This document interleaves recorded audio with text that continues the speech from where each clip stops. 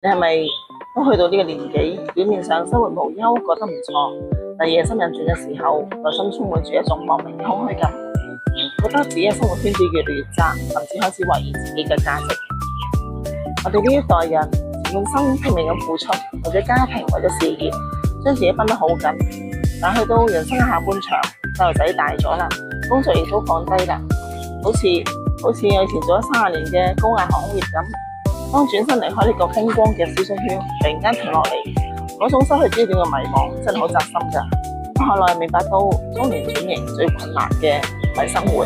而係點樣斷捨離，放低過去嘅身份標籤，去揾翻真正嘅自己。好感恩自己揾到一個基於良善、純粹分享生活好物嘅平台，等我可以好優雅咁擴闊圈子，重新連結社會，揾翻自己嘅閃亮點。如果你都想喺下半場活出更加有價值嘅事，歡迎追蹤我，並喺下面留言價值。我想同你分享我係點樣優雅擴闊圈子，活出生命嘅熱情點滴。